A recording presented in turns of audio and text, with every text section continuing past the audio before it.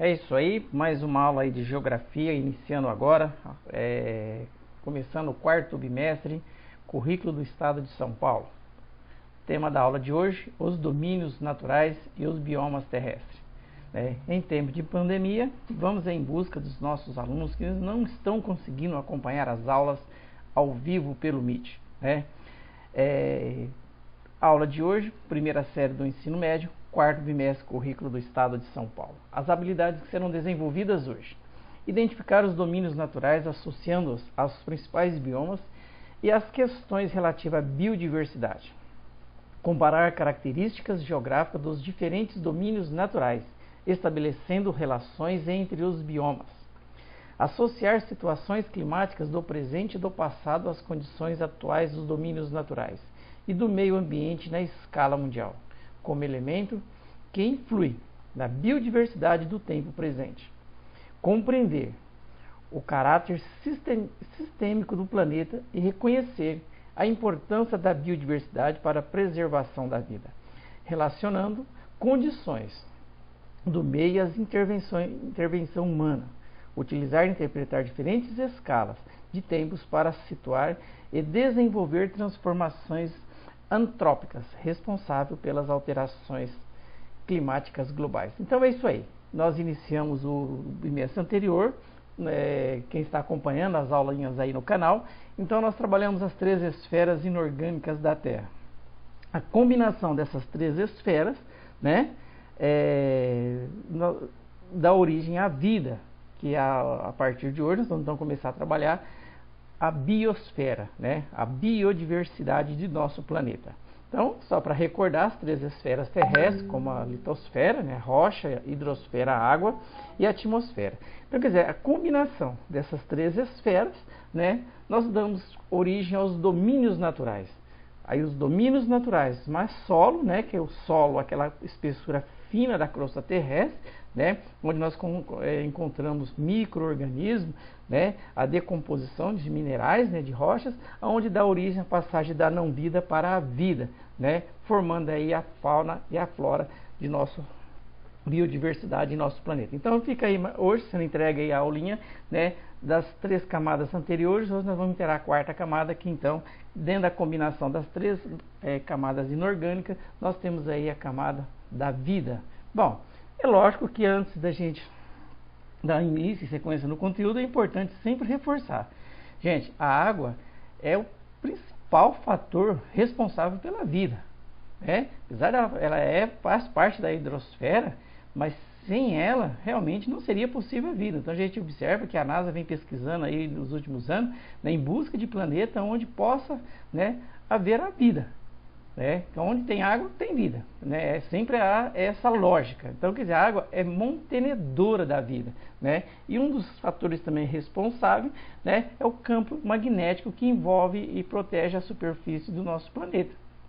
Então, isso quer dizer, são dois fatores importantíssimos para que a vida comece, que a vida passe a existir em um determinado planeta. Bom, então, na sequência, nós observamos aí as zonas da Terra, Então, quer dizer, observa os raios solares, a maneira como eles se chocam com a superfície da Terra. Então, a gente observa aqui mais próximo à linha do Equador, nas zonas intertropicais, os raios solares, eles entram em contato com a superfície da Terra de forma perpendicular, onde aqui eles conseguem acumular uma quantidade maior de luz. Se há uma quantidade maior de luz, então quer dizer que nós temos uma biodiversidade maior. À medida que nós vamos se distanciando, vai aumentando a latitude. Latitude, sempre lembrando, é a distância em relação à linha do Equador, tanto em direção ao norte como ao sul. Nós observamos que à medida em que a latitude aumenta, a luz vai diminuindo, os raios solares diminuem durante o dia. E a vida, aos poucos, ela começa a desaparecer. A biodiversidade ela vai diminuindo, como a gente observa neste mapa, as zonas climáticas da Terra. Então, próximo à linha do Equador, onde nós temos maior concentração de luz, nós temos uma biodiversidade maior. À medida que nós vamos distanciando da linha do Equador, as temperaturas vão diminuindo, onde também a vida começa, a biodiversidade também vai reduzindo. Bom, gente, relacionar o clima com a característica da vegetação é um fator primordial para a gente analisar esse tipo de conteúdo. Então, quer dizer, quanto mais próximo à linha do Equador, onde nós temos as altas temperaturas do globo, nós vamos ter uma biodiversidade maior. Isso quer dizer que nós vamos ter climas de temperaturas elevadas, onde a vegetação ela vai também aparecer, e, né, os biomas em si, eles vão aparecer de forma mais diversificada. Né? Então, nós vamos ter uma maior concentração de vida, ok? Bom, desenvolve-se de acordo com o tipo de clima. Se o clima é quente, nós vamos ter uma vegetação com característica de clima quente. Se o clima é frio, nós vamos ter uma característica, né, para aquela região, como será apresentado aí nas imagens na sequência, ok? Bom, mas para fazer a passagem da não vida para a vida, nós temos aí, nós não podemos deixar de falar do solo, né? Que é rico em minerais, né, que é o resultado da decomposição de rochas.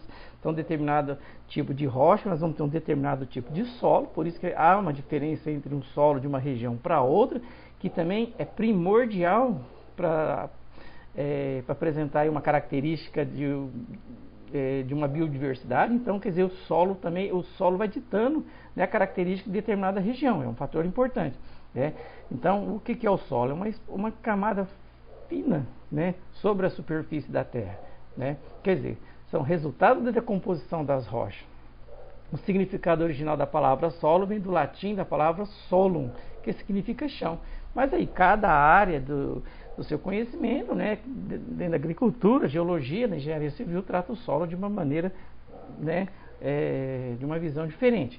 Então, aí, por exemplo, só para a gente ter uma noção, apresenta aqui alguns, né, uma característica, né, à medida que as rochas vão se decompondo, vão dando origem, né, ao solo. Olha, pequena espessura, que é um solo mais jovem, né, até um solo mais antigo. Então vocês observam que é uma camada rica em humus, né, ó, lembrando das minhocas, né, olha lá, ó. Então realmente é uma espessura bem fininha, como nós podemos analisar por essa imagem aqui. Olha, isso aqui apenas é o solo, né, que faz a passagem da não vida para a vida.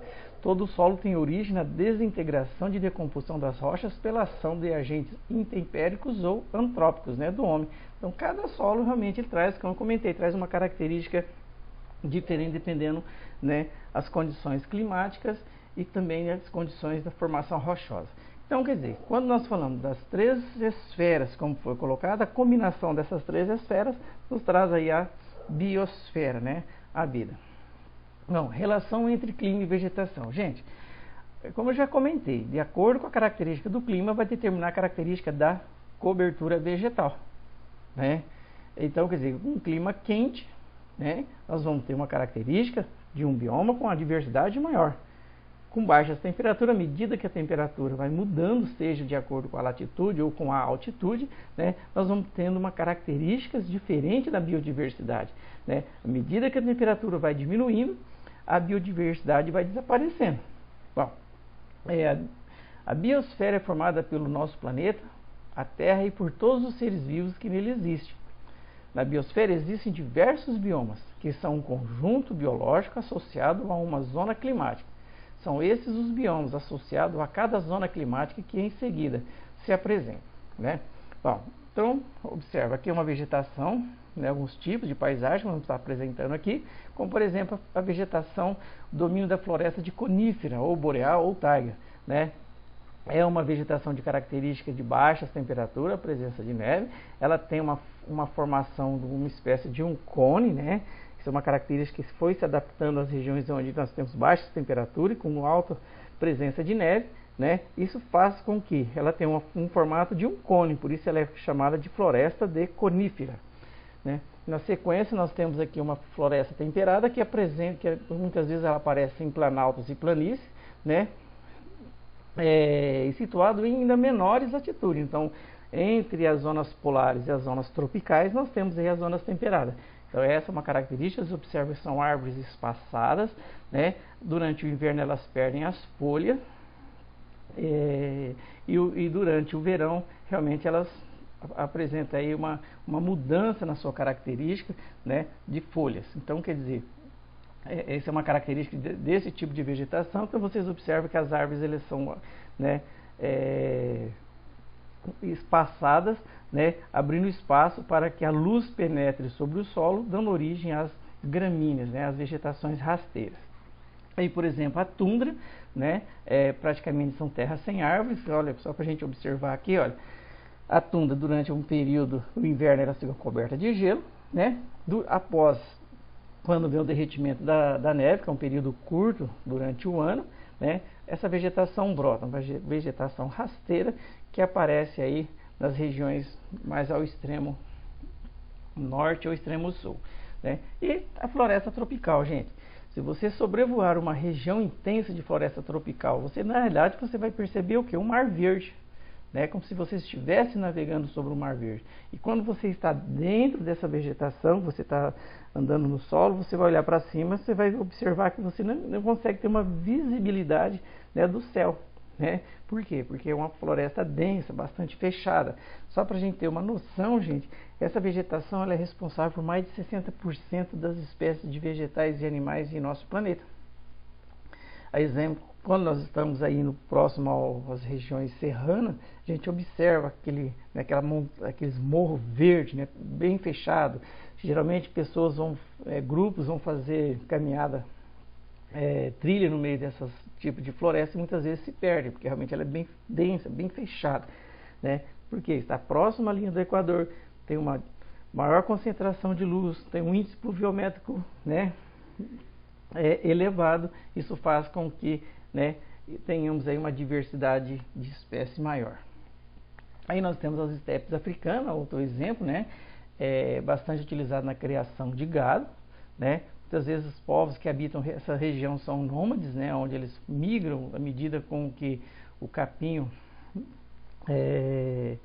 vai perdendo sua qualidade, né, de manutenção do gado, né, à medida que ele vai se esgotando, esses grupos, né, de pastores, né, vão mudando em busca de melhores condições para seus animais. Aí, outro exemplo, nós temos as pradarias, que é uma gramínea natural, né, que aparece aqui nesta imagem aqui, rica em matéria orgânica, né, devido à decomposição de seus nutrientes, né, e bastante utilizado também para uso de pastagem. É uma vegetação, né, uma gramínea natural. Aí nós temos as savanas, né, que aqui no Brasil nós conhecemos como cerrado para nós, né, é uma característica de uma área tropical, mas assim onde a baixa umidade. Possui cobertura de capins e herbáceos junto com arbóreos, né? As chuvas de verão retiram os nutrientes e no inverno seco provoca aí o acúmulo de ferro e alumínio, tornando o solo ácido, como acontece, por exemplo, aqui no Brasil com o cerrado brasileiro, né? Que através do desenvolvimento da agricultura, né, de novas técnicas, novas descobertas, hoje nós conseguimos dominar essa área do Brasil desenvolvendo agricultura, né, com capacidade aí de grande produção, porque hoje é feita a correção do solo para diminuir essa acidez, né, e hoje tem se tornado um grande cinturão agrícola em nosso país. Então vocês observam que o cerrado, né, aqui nós temos a savana africana e aqui nós temos o cerrado, que são duas vegetações, né, bem parecidas, com características semelhantes. Mas lembrando, olha, árvores de pequeno porte, tronco retorcido e casca grossa. Essa é a característica do cerrado brasileiro. Os desertos, né, os desertos são biomas extremamente secos, com índice pluviométrico que não ultrapassa os 250 milímetros anuais. Como nós observamos aqui o deserto do Gobi, na Mongólia, né? Então realmente são regiões, né, que durante o dia tem altas temperaturas e à noite a temperatura tende a cair aí a 0 grau. Então realmente é uma característica, né, de clima bastante seco. Bom, e para finalizar, então à medida que aumenta a latitude, a temperatura ela vai diminuindo, a vida vai desaparecendo. Também nós temos o fator altitude, como a gente pode observar aqui, ó, as baixas altitudes, né, a altura em relação ao nível do mar, nós temos maiores temperaturas. Então nós temos aqui uma diversidade maior. À medida que a altitude, nós vamos ganhando altitude, nós vamos apresentando aqui o que, né? Uma mudança na característica climática. Isso com certeza nós vamos ter aqui uma mudança também na característica da formação vegetal. Olha, então, por essa imagem aqui, fica legal, porque dá para a gente observar a distribuição vegetal de acordo com a altitude e a latitude. Ó. Latitude na horizontal, altitude na vertical, certo? Então, se a gente observar legalzinho esse slide aqui, a gente pode observar aqui a medida que então, tanto a latitude como a altitude são fatores determinantes para a característica, né, da formação vegetal em nosso planeta, né, em busca da biodiversidade, algo que vem desaparecendo devido à ação do homem. E isso são temas que nós vamos estar analisando nas próximas aulas. Espero que tenham gostado. Valeu mesmo, né? Isso daí. Espero que mais uma vez entregamos um conteúdo aí que possa ajudá-los em tempo de pandemia.